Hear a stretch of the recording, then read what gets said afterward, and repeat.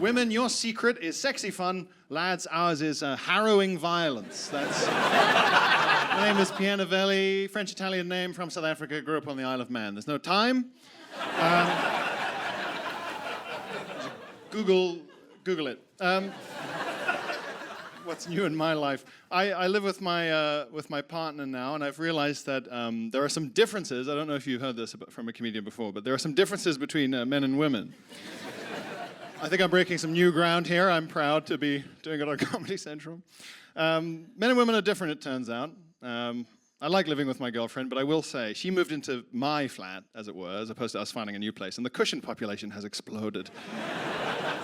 We bought two, and the guy told us they were both male, but it's like we bought a breeding pair of the things. All the candles smell like food. It's hungry all the time now. The house smells like burning food. Anyway, this is what I thought about it, why men and women are different. So I'm dressed like this, and if you see a comedian dressed like this, that's the kind of thing you want to hear, isn't it? Some old school stuff. Here's a good difference between men and women. You guys know the phrase, it's always the quiet ones? You know that phrase? Yeah? You're learned people. So let's say you work with a colleague, Susan and Alan, right? You have a male colleague, female colleague. Susan and Alan and Susan. If someone says, well, it's always the quiet ones about Susan, that means that Susan is a bit sexy, generally, right? She got off with someone at the work drinks on Friday. Someone stumbled across her dating profile and it's pretty saucy. You know, she went on a swingers cruise. I don't know, something like that. Susan's a bit of a dark horse, it turns out. Susan, it's always the quiet ones, isn't it, Susan? Oh. Alan, if you come into work and someone goes, do you hear about Alan? Oh, it's always the quiet ones, isn't it? Alan killed Susan.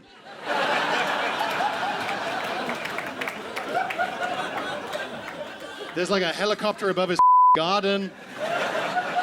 Netflix are interested in the documentary. That's fun. That's a fun difference. Women, your secret is sexy fun. Lads, ours is harrowing violence. That's our fun secret. The other thing a stand-up say is, I don't understand why it takes my wife so long to get ready. That's a big thing, isn't it? Like, why does it take women so long to get ready? I have the answer. We can put it to bed now. No comedian ever needs to say it again. The reason you guys take so much longer than us to get ready is you have more things to do. There we go. One question solved. Turns out 10 things takes longer than one thing.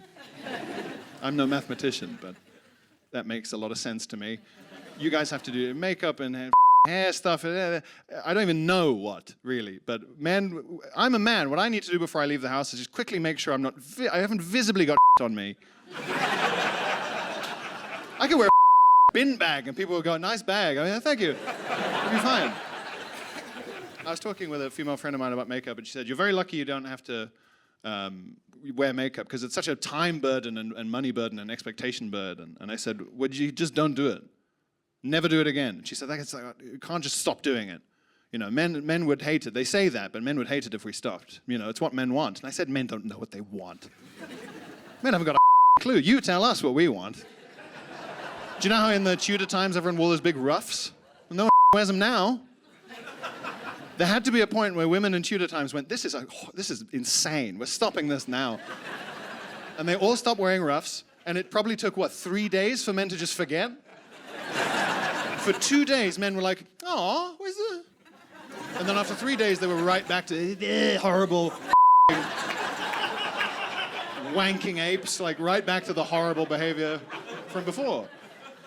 So if you guys all just did it, genuinely, 3 days, I bet you. And then she was like, no, but if one person stops, that doesn't mean everyone stops. And I was like, well, I don't know. Unionize. Have a big lady meeting at Lady Club. I don't know. Just do 3, 2, 1, go, and just make up words. Gone. Okay, first person to break, we kill. I don't know, you need a disincentive. And she said, you can't do it. I just said, we'll ban it, we'll make it illegal then, or something. And she said, you can't ban it because a lot of people like it, it's self-expression, you know, it's art, it's an art form, and it's also an industry that disproportionately employs a lot of women, so you'd actually be kind of over a bunch of women if you suddenly ban makeup as well. I was like, oh, okay. And she said, besides, I quite enjoy wearing it. And I said, you like wearing it? And she said, yeah. And I said, well, then why are we